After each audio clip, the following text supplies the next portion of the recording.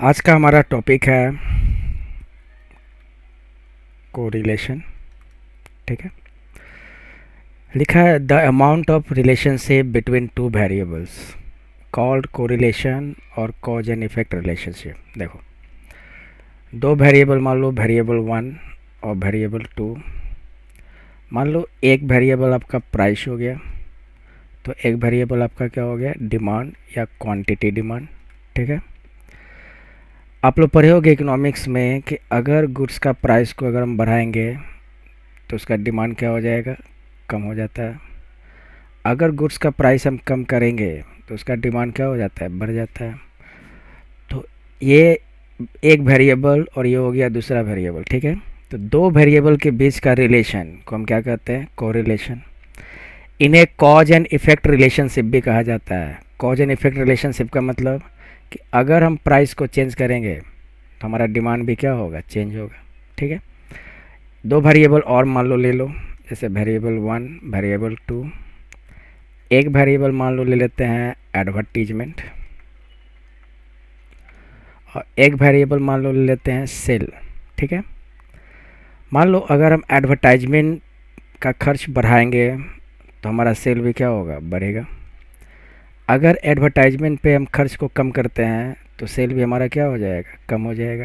ठीक है, तो यहाँ भी क्या देख रहे हो आप कि एडवर्टाइजमेंट चेंज कर रहे हैं तो सेल पर भी क्या होगा, असर हो रहा है, सेल भी चेंज हो रहा है। ठीक है, तो एक वेरिएबल मान लो एडवर्टाइजमेंट हो गया और दूसरा वेरिएबल क्या हो गया, सेल हो गया। तो एडवर्टाइजमेंट और सेल के बीच का रिलेशन क्या कहलाएगा, कोरिलेशन।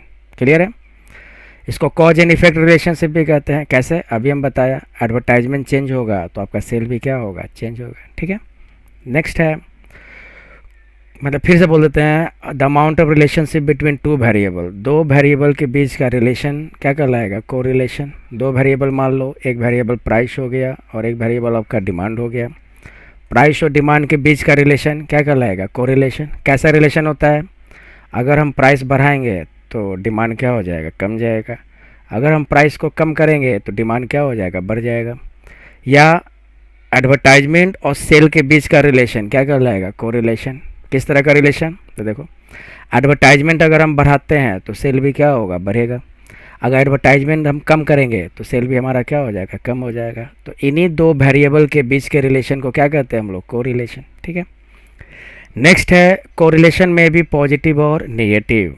देखो, पॉजिटिव नेगेटिव क्या होता है, अगर वेरिएबल का मूवमेंट सेम डायरेक्शन में हो, सेम डायरेक्शन, जैसे दो वेरिएबल मान लो, एक प्राइस है, सॉरी एक वेरिएबल मान लो एडवर्टाइजमेंट हो गया और एक वेरिएबल आपका क्या हो गया, सेल।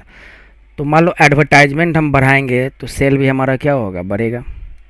सिमिलर, अगर एडवर्टाइजमेंट हम कम करते हैं तो सेल भी हमारा क्या होगा, कम होगा। तो यहाँ पे आप क्या देख रहे हो कि वेरिएबल का जो मूवमेंट है वो सेम डायरेक्शन में है। तो अगर वेरिएबल का मूवमेंट सेम डायरेक्शन में है तो उसको हम लोग क्या कहते हैं, पॉजिटिव कोरिलेशन। ठीक है, तो पॉजिटिव कोरिलेशन यहाँ पे क्या हो रहा है, तो आपका दो वेरिएबल मान लो, एक वेरिएबल एडवर्टाइजमेंट हो गया और एक वेरिएबल मान लो सेल हो गया। तो दोनों वेरिएबल का मूवमेंट आप क्या देख रहे हो कि सेम डायरेक्शन में है। जैसे एडवर्टाइजमेंट अगर हम बढ़ाते हैं तो सेल भी क्या होगा, बढ़ेगा। एडवर्टाइजमेंट को अगर हम कम करेंगे तो सेल भी क्या हो गया, कम हो गया। तो यहाँ पे हम क्या देख रहे हैं कि वेरिएबल का मूवमेंट, यानी कि दोनों वेरिएबल्स का मूवमेंट सेम डायरेक्शन में हो, तो इस तरह के कोरिलेशन को क्या कहा जाता है, पॉजिटिव कोरिलेशन। नेगेटिव कोरिलेशन का मतलब, तो यहाँ देखो, प्राइस और डिमांड पे देख लो। प्राइस मान लो एक वेरिएबल और डिमांड आपका दूसरा वेरिएबल, जैसे अभी हमने बताया। तो अगर हम प्राइस को बढ़ाते हैं तो डिमांड क्या हो जा रहा है, कम हो जा रहा है। तो क्या देख रहे हो आप कि प्राइस बढ़ रहा है तो डिमांड आपका क्या हो जा रहा है, कम हो जा रहा है। ठीक है, तो यहाँ पे क्या देख रहे हो, एक का वेरिएबल आपका क्या हो रहा है, अप, मतलब कि ऊपर की हो जा रहा है, तो दूसरा क्या हो रहा है, डाउन हो रहा है। तो इस यहाँ पे क्या देख रहे हैं कि वेरिएबल का मूवमेंट क्या हो रहा है, अपोजिट डायरेक्शन में। तो जब दोनों वेरिएबल्स का मूवमेंट अपोजिट डायरेक्शन में है उसको हम लोग क्या कहते हैं, नेगेटिव कोरिलेशन। ठीक है, तो कोरिलेशन क्या हो सकता है, पॉजिटिव भी हो सकता है। पॉजिटिव कोरिलेशन का मतलब जब वेरिएबल का मूवमेंट सेम डायरेक्शन में हो, यानी कि एक बढ़ रहा है तो दूसरा भी बढ़ रहा है, एक कम हो रहा है तो दूसरा भी कम हो रहा है। और नेगेटिव कोरिलेशन का मतलब, नेगेटिव कोरिलेशन का मतलब कि दोनों वेरिएबल का मूवमेंट अपोजिट डायरेक्शन में हो, मतलब एक कम हो रहा है तो दूसरा बढ़ रहा है, एक बढ़ रहा है तो दूसरा कम हो रहा है। ठीक है, तो कोरिलेशन पॉजिटिव भी हो सकता है और नेगेटिव भी हो सकता है। अब देखो, एक मान लो जैसे लाइन दे दिए, ये हो गया -1 और ये पॉइंट हो गया आपका +1। देखो कोरिलेशन का वैल्यू जो भी आएगा ना वो -1 और +1 के बीच में आएगा, ठीक है। यानी कोरिलेशन का मैक्सिमम वैल्यू क्या हो सकता है, +1, और कोरिलेशन का मिनिमम वैल्यू क्या हो सकता है, -1, ठीक है। कोरिलेशन हमेशा उसका जो वैल्यू आएगा वो +1 और -1 के बीच में आएगा, ठीक है ना। तो देखो अगर कोरिलेशन का वैल्यू एग्जैक्ट +1 आए तो उसको कहते हैं पॉजिटिव कोरिलेशन। अगर कोरिलेशन का वैल्यू एग्जैक्ट +1 आए उसको क्या कहते हैं, पॉजिटिव कोरिलेशन। और अगर कोरिलेशन का वैल्यू एग्जैक्ट माइनस आ जाए उसको हम लोग क्या कहते हैं, परफेक्ट निगेटिव कोरिलेशन। तो कोरिलेशन का वैल्यू मैक्सिमम +1 तक जाता है और मिनिमम -1 तक, यानी कि जनरली देखा गया है कि कोरिलेशन का वैल्यू -1 और +1 के बीच में वैरी करता है।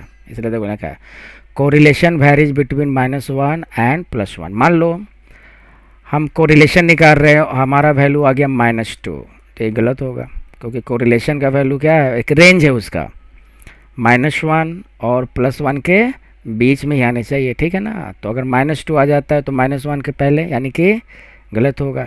कोरिलेशन का वैल्यू -1 से कम नहीं होना चाहिए और +1 से अधिक नहीं होना चाहिए, ठीक है ना। यहाँ लिखा है कोरिलेशन वैरीज बिटवीन -1 एंड +1, ठीक है। नेक्स्ट है topic methods of determining correlation. Correlation को हम लोग कैसे डिटरमाइन करते हैं, उसका क्या क्या मेथड होता है। तो देखो कोरिलेशन का मेथड आपका 2 मेथड से कोरिलेशन निकालते हैं। एक मेथड हो गया ग्राफिकल मेथड और एक मेथड हो गया मैथमेटिकल मेथड। ग्राफिकल मेथड में 2 मेथड है, स्कैटर डायग्राम और सिंपल ग्राफिकल मेथड। और मैथमेटिकल मेथड में 4 मेथड हैं, Karl Pearson's coefficient of correlation, Spearman's rank difference method, coefficient of concurrent method और लीस्ट स्क्वायर मेथड। तो हम लोग को पढ़ना कि हम लोग हमारे सिलेबस में क्या है, तो हमारे सिलेबस में सिर्फ 2 मेथड पढ़ने हैं मैथमेटिकल मेथड का, एक Karl Pearson's coefficient of correlation और एक स्पीयरमैन्स रैंक डिफरेंस मेथड। तो इन्हीं 2 मेथड्स को हमको करने हैं। तो चलिए सीधे हम क्वेश्चन करते हैं। क्वेश्चन नंबर 1 है क्वेश्चन नंबर 1 है find the Karl Pearson's coefficient of correlation from the following data. देखो ये नाम याद रखो, Karl Pearson's coefficient of correlation निकालना है। तो देखो इसका फॉर्मूला क्या होगा, Karl Pearson's coefficient of correlation का फॉर्मूला होगा, इसको पहले स्मॉल r से डिनोट करते हैं। तो इसका फॉर्मूला होता है sigma dx into dy divided by √ sigma dx square into sigma dy square, ठीक है। तो Karl Pearson's coefficient of correlation को हम किससे डिनोट करते हैं, तो कहेंगे स्मॉल r से। इसका फार्मूला क्या होगा, तो sigma dx into dy divided by √ sigma dx square into sigma dy square, ठीक है। तो चलो इसको सॉल्व करते हैं। देखिए ध्यान देना सब, सॉल्यूशन देखो find the Karl Pearson's coefficient of correlation from the following data. देखो कोरिलेशन का मतलब क्या बताते हैं, 2 वेरिएबल के बीच का रिलेशन। तो मान लो एक वेरिएबल आपका दिया है x और एक वेरिएबल क्या दिया हुआ y, इन्हीं दोनों के बीच के रिलेशन को दिखाने हैं, यानी कि हमें क्या सॉल्व करना है, कोरिलेशन निकालना है, ठीक है। तो देखो कैसे इसका स्टेप बाय स्टेप सॉल्व करते हैं। पहले ले लेते हैं x वेरिएबल, थोड़ा सा इससे लाइन ड्रॉ कर, x वेरिएबल ले लेते हैं पहले। x वेरिएबल क्या दिया हुआ है, 11, 10, 9, 8, 7, 6, 5, ठीक है। सेकेंड स्टेप है dx निकालेंगे। dx का फॉर्मूला होता है x माइनस एक्स मीन। हाँ एक्स मीन का मतलब ये जो वेरिएबल x है इसका मीन निकालेंगे। तो मीन का फॉर्मूला तो आप लोग को पता ही होगा, मीन का फॉर्मूला क्या होता है, sigma x by n, sum of x variables. तो पूरे x को हम लोग क्या करते हैं, ऐड करते हैं। तो जोड़ने पर आएगा आपका 56। तो सिग्मा x हो गया आपका 56 और n का मतलब कितना नंबर ऑफ टर्म्स है, तो 2, 4, 6, 7 हो गया। तो 56/7 इक्वल कितना 8। तो हमने हमारा x वेरिएबल का मीन कितना आ गया 8। अब हम सॉल्व करते हैं dx निकालते हैं। तो देखो ध्यान से dx का फॉर्मूला क्या होगा x माइनस मीन।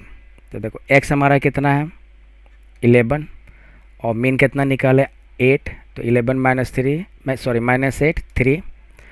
फिर आपका क्या है 10। 10 में से 8 माइनस करेंगे क्या आ जाएगा 2।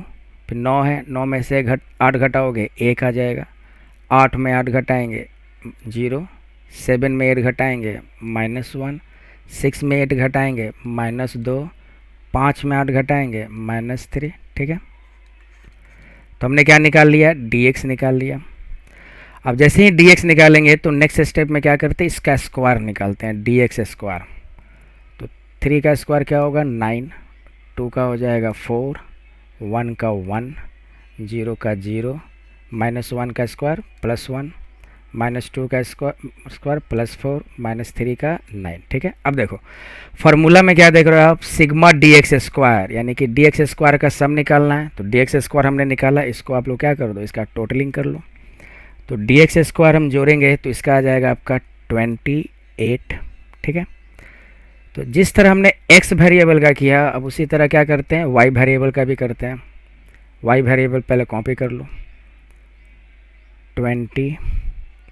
20 के बाद 18 12 8 10 5 4 ये आपका हमने क्या किया y वेरिएबल निकाल लिए लिख लिए। अब क्या करेंगे उसके बाद जिस तरह से हमने dx निकाले थे उसी तरह क्या करेंगे dy निकालेंगे। तो dy का फॉर्मूला क्या होगा y माइनस वाई मीन। तो हम क्या करते हैं वाई मीन निकाल लेते हैं। वाई मीन क्या होगा इसका formula sigma y by n। तो ये पूरे y को अगर हम जोड़ दें तो आ जाएगा आपका कितना 77। तो सिग्मा y हमने कितना निकाल लिया 77 और n हमारा कितना है 7। सॉल्व करो क्या आ जाएगा 11 यानी कि y मीन आपका कितना आ गया 11। अब dy निकालते हैं। तो dy का फॉर्मूला क्या है y माइनस वाई मीन। तो देखो हमारा y कितना है 20 ये 20 है -11। तो 20 में से 11 घटाओ कितना आएगा 9। 18 में से 11 घटाएंगे 7। 12 में से 11 घटाएंगे 1। 8 में से 11 घटाएंगे -3। 10 में से 11 घटाएंगे -1। ये कितना है भाई y ये 5 है 5 में से 11 घटाएंगे -6। 4 में से 11 घटाएंगे -7। ठीक है। अब जैसे dy निकालेंगे तो फिर लगेंगे क्या करो dy स्क्वायर निकाल दो। तो dy स्क्वायर कैसे निकालेंगे तो देखो dy आपका 9 का स्क्वायर हो गया 81। 7 का स्क्वायर 49। 1 का स्क्वायर 1। -3 का स्क्वायर 9। -1 का स्क्वायर 1। -6 का स्क्वायर +36। -7 का स्क्वायर +49। ठीक है। देखो हमारा फार्मूला में देखो सिग्मा dy स्क्वायर यानी dy स्क्वायर का सम निकालना है। तो हम निकाल लेते हैं सबको जोड़कर। तो 81 49 1 9 1 36 49 इस सबको हम ऐड कर देंगे तो आ जाएगा 226। अब देखो फार्मूला में एक और चाहिए sigma dx into d y. तो हम क्या करते हैं dx इंटू डी वाई निकाल लेते हैं। तो dx इंटू डी वाई देखो dx आपका 3 है और डी वाई कितना है 9। तो 9 3 मल्टीप्लाई कर दो कितना होगा 27। सेकेंड dx कितना है 2 और डी वाई कितना है 7। तो 2 और 7 मल्टीप्लाई कर दो 14। उसके बाद क्या है dx 1 और डी वाई 1 1 इंटू 1 1। नेक्स्ट है 0 -3 0 -1 +1 -2 -6 +12 -3 इंटू -7 +21। अब देखो फार्मूला में क्या चाहिए sigma dx into d y यानी कि dx इंटू डी वाई का क्या कर लो आप सम कर लो।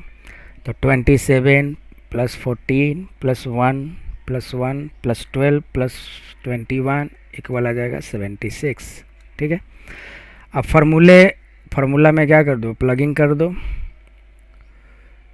फार्मूला क्या है कोरिलेशन का, Karl Pearson's coefficient of correlation, जिसको स्मॉल आर से दिखाएंगे। इसका फार्मूला अभी लिखे हम, sigma d x into d y divided by under root sigma d x square into sigma d y square.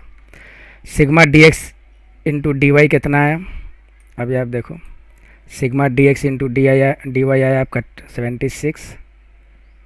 76 लिख दिया, under root sigma d x square ये आपका 28, ये सिग्मा डी एक्स स्क्वायर हो गया, into sigma d y square कितना है आपका 226।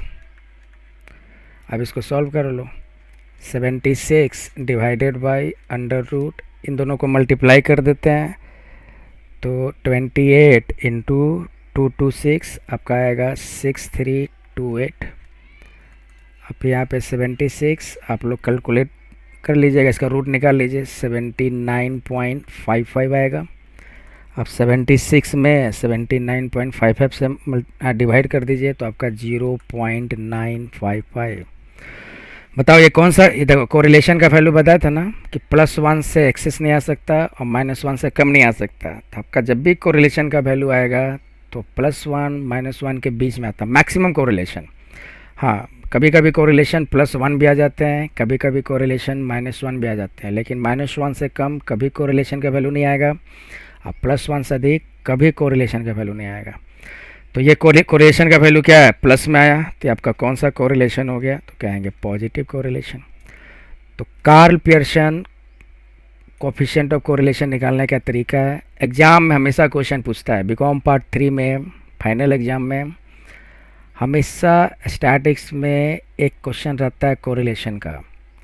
तो Karl Pearson's coefficient of correlation निकालने का तरीका, जितना भी क्वेश्चन है Karl Pearson's coefficient of correlation का हमेशा ऐसे ही रहेगा, एक वेरिएबल 2 वेरिएबल दिया रहेगा, आप इसी तरह सॉल्व कर सकते हैं।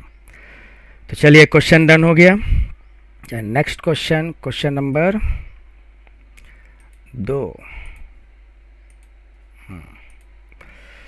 क्वेश्चन नंबर 2 है आपका, अब देखो यहाँ मेथड चेंज है, दूसरा मेथड है, find coefficient of correlation by rank difference method. Rank difference method को हम पूरा नाम से कहेंगे स्पीयरमैन्स रैंक डिफरेंस मेथड, ठीक है। तो स्पीयरमैन्स रैंक डिफरेंस मेथड का फार्मूला क्या होता है, तो इसको भी स्मॉल आर से इंडिकेट करेंगे। इसका फार्मूला होता है 1 - 6 into 1 - 6 into sigma d square divided by n into n square -1, right. तो इस फार्मूले के हेल्प से हम क्या करेंगे, इस क्वेश्चन को सॉल्व करेंगे। क्वेश्चन सेम है, बस देखो मेथड चेंज है। पिछला क्वेश्चन हमने बनाया वो कार्ल पियर्सन से बनाना था, इसको क्या करना है स्पीयरमैन्स रैंक डिफरेंस मेथड। ये मेथड ज़्यादा प्रीफर्ड होता है, ठीक है। हालांकि दोनों मेथड से एग्जाम में क्वेश्चन आते हैं। तो चलिए सॉल्व करते हैं हम। देखो कैसे सॉल्व होगा।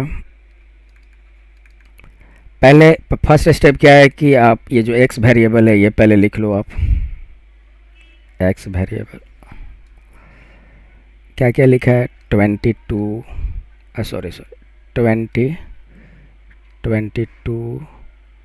24 25 30 32 28 21 26 35, ठीक है। फर्स्ट स्टेप में क्या किए, जो x वेरिएबल है वो लिख दिए। उसके बाद इसका हम लोग क्या करेंगे, इस सारे वेरिएबल जो दिया है x का, इसका हम क्या करेंगे रैंक देंगे, रैंक ऑफ x। तो रैंक कैसे दोगे, तो पहले टर्म गिन लो आप कितने टर्म है, 1 2 3 4 5 6 7 8 9 10, टोटल आपका 10 टर्म्स है। तो रैंक देने का तरीका है कि जो ज़्यादा वैल्यू है, सबसे अधिक वैल्यू को रैंक 1 देंगे, फिर धीरे धीरे अपना रैंक कम करते चले जाएंगे। तो देखो 35 सबसे अधिक वैल्यू है इसका, तो इसको रैंक 1 दे दो।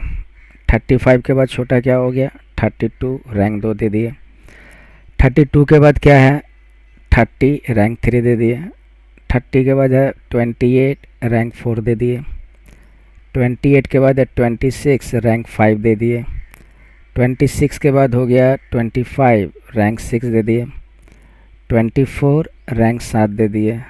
22 रैंक 8 दे दिए। 21 रैंक 9 दे दिए और 20 रैंक 10 दे दिए। ठीक है, रैंक कैसे दिए समझ में आया? जिसका वैल्यू सबसे अधिक हो उसको हम लोग क्या करेंगे, रैंक 1 देंगे और धीरे धीरे अपना रैंक कम करते चले जाएंगे। ठीक है, सेव हम लोग लेते हैं वाई वेरिएबल। वाई वेरिएबल क्या है, 16, 15, 20, 21, 19, 18, 22, 24, 23, 25। ठीक है, इसमें भी टोटल नंबर ऑफ टर्म्स कितने हैं, 10, 2, 4, 6, 8, 10। ठीक है, तो रैंक अब इसका देते हैं वाई का। तो देखो सबसे बड़ा वैल्यू कौन है, 25, इसको रैंक 1 दे दो। 24 रैंक 2 दे दो। 23 रैंक 3 दे दो। 22 रैंक 4 दे दो। 22 के बाद 21 रैंक 5 दे दो। 21 के बाद 20 रैंक 6 दे दो। 19 7 दे दो। 18 8 रैंक दे दो। 16 9 रैंक दे दो और 15 10 रैंक दे दो। ठीक है, जैसे एक्स वेरिएबल का रैंक दिया सेम उसी तरह का काम किया हम वाई वेरिएबल में। अब क्या करेंगे, हमने एक्स वेरिएबल का रैंक निकाला, फिर क्या किया, वाई वेरिएबल का रैंक निकाला। अब रैंक डिफरेंस निकालेंगे जिसको हम लोग डी से डिनोट करते हैं, रैंक डिफरेंस। तो देखो रैंक डिफरेंस, एक्स का रैंक आपका कितना है 10 और यहाँ रैंक कितना है 9, तो 10 माइनस 9 कितना हो जाएगा +1। 10 माइनस 9 +1। सेकेंड रैंक हो गया 8, इसका रैंक हो गया 10, 8 माइनस 10 -2। ठीक है, वैसे 7 और 6 +1, 6 5 +1, 3 और 7 -4, 2 और 8 -6, 4 और 4 0, 4 और 4 0, 9 और 2 9 -2 7, 5 और 3 5 -3 2, 1 और 1 0। ठीक है, तो हमने क्या किया, दोनों रैंकों के बीच का डिफरेंस निकाल लिया। अब देखो फार्मूला में क्या चाहिए, डी स्क्वायर। ये जो रैंक डिफरेंस है जिसको हम डी से दिखा रहे हैं, इसका स्क्वायर कर दो डी स्क्वायर। तो 1 का स्क्वायर 1 हो गया, -2 का स्क्वायर +4, 1 का स्क्वायर 1 1, -4 का स्क्वायर +16, -6 का स्क्वायर +36 0, 7 का स्क्वायर 49, 7 का स्क्वायर 49, 2 का स्क्वायर 4 और 0 का स्क्वायर 0। अब क्या करेंगे, सिग्मा डी स्क्वायर जोड़ लेते हैं। 1 + 4 + 1 + 1 + 16 + 36 + 0 + 49 + 4 + 0, सबको हम ऐडअप किए तो हमारा आ गया 112। अब क्या करना है, फार्मूला में फिट कर दो। तो स्पीयरमैन्स रैंक डिफरेंस मेथड से कोरिलेशन का फार्मूला क्या होता है, तो 1 - 6 into sigma d square divided by n into n square -1, right.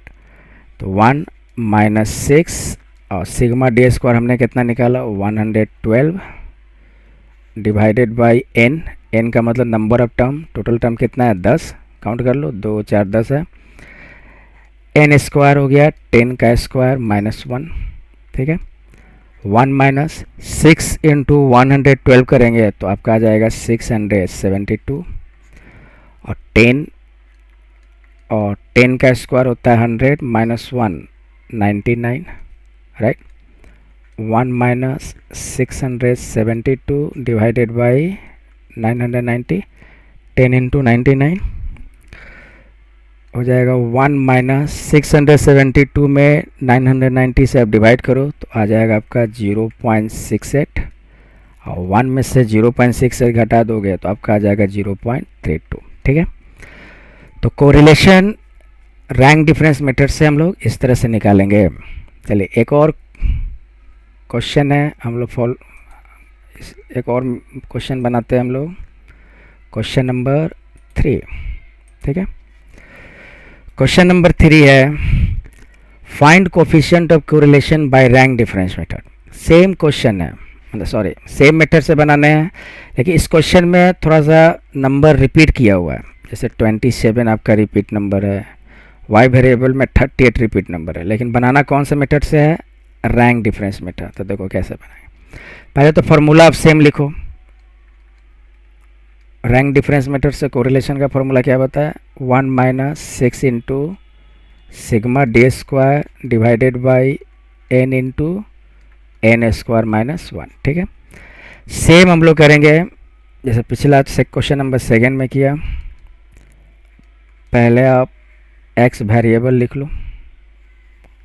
ठीक है, x वेरिएबल लिख लो आप 22 जो दिया हुआ है क्वेश्चन में, 24, 27, 35, 21, 20, 27, 25, 27 और 23। ठीक है, पहले आप टर्म्स गिन लो कितने, 2, 4, 6, 8, 10। ठीक है, अब क्या करें बताओ, बताओ जस्ट पहले बताया। हाँ, रैंक देंगे, रैंक ऑफ x।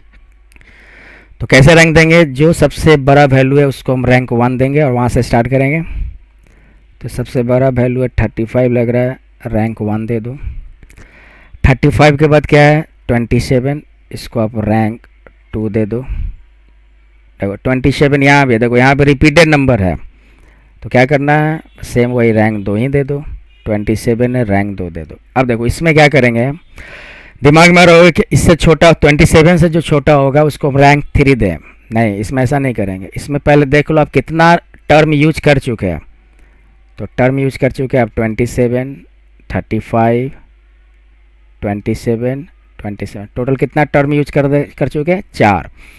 तो अगला रैंक देंगे हम लोग 5 से सीधे, यानी 3-4 रैंक को हम लोग क्या करते हैं, समझो डंडी मार दिए, सीधे हम लोग रैंक 5 से स्टार्ट करेंगे। तो 27 के बाद क्या है छोटा, 27, 27, 25, क्या रैंक दे, 4 टर्म यूज कर चुके हैं, तो अगला रैंक देंगे हम लोग 5th।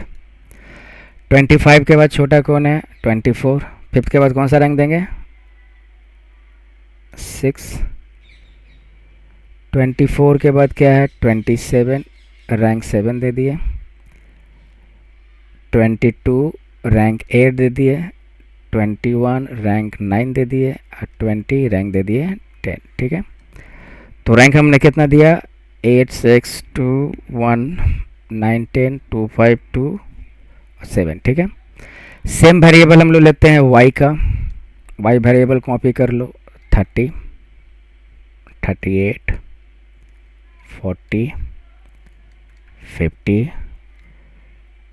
38, 30, 38, 40, 50, 38, 25, 38, 36, 41, 32।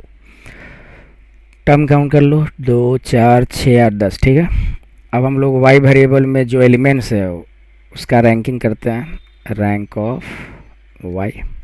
देखो सबसे बड़ा देखो यहाँ 50, रैंक 1। 50 के बाद क्या है 41, रैंक 2 दे दिए। 41 के बाद 40, रैंक 3 दे दिए। अब देखो 40 के बाद छोटा क्या है 38, इसको रैंक हम 4 दे देते हैं। 38 यहाँ भी रिपीटेड है, कितना रैंक देंगे बताओ, हाँ 4।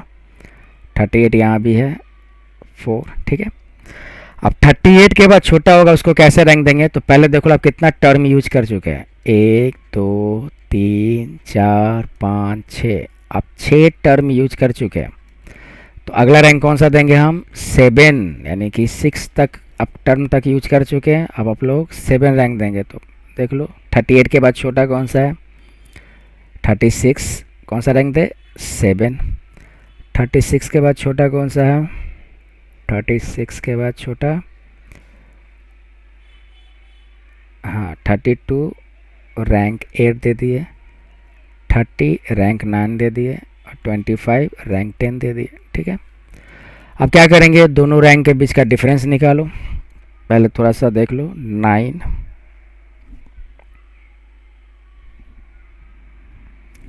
4 3 1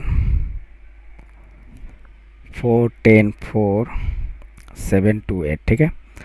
अब डिफरेंस निकालते हैं, तो 8 माइनस 9 माइनस 1 6 4 माइनस ऐसा plus 2 2 3 minus 1 1 1 0 9 minus 4 5 10 10 0 2 minus 4 minus 2 5 minus 7 minus 2 2 2 0 7 minus 8 minus 1। अब क्या करेंगे, इसका स्क्वायर निकाल लेते हैं। तो 1 का स्क्वायर माइनस 1 का स्क्वायर प्लस 1, 2 का 4 माइनस 1 का 1 0 5 का स्क्वायर 25 0 माइनस 2 का स्क्वायर प्लस 4 माइनस 2 का स्क्वायर प्लस 4 0 का 0 माइनस 1 का स्क्वायर प्लस 1। अब क्या करेंगे, इन सबको जोड़ लेते हैं हम। 5 6 प्लस 25 31 प्लस 4 35 प्लस 4 39 प्लस 1 40, यानी सिग्मा डी स्क्वायर कितना आ गया आपका 40। अब सीधे फार्मूला में आप फिट कीजिए। तो स्पीयरमैन्स रैंक डिफरेंस मेथड से कोरिलेशन का फॉर्मूला क्या होता है, तो 1 minus 6 into sigma d square divided by n into n square minus 1। तो 1 minus 6 into sigma d square हमारा कितना है 40, एन कितना है आपका 10 into 10 square minus 1, 1 minus 600 into 40 240, और इसको करेंगे तो 10 इंटू 10 का स्क्वायर हो गया 100 माइनस 1 99, 1 माइनस 240 और डिवाइडेड बाई 990। अब सॉल्व करते हैं हम। 1 माइनस 240 में 99 से अगर हम डिवाइड करें, एक सेकेंड थोड़ा सा हम कैलकुलेट कर लें।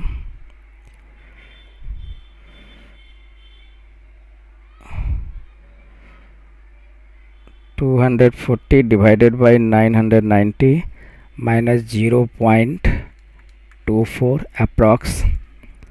अब 1 में से 0.24 माइनस किए तो हमारा आ जाएगा 0.76।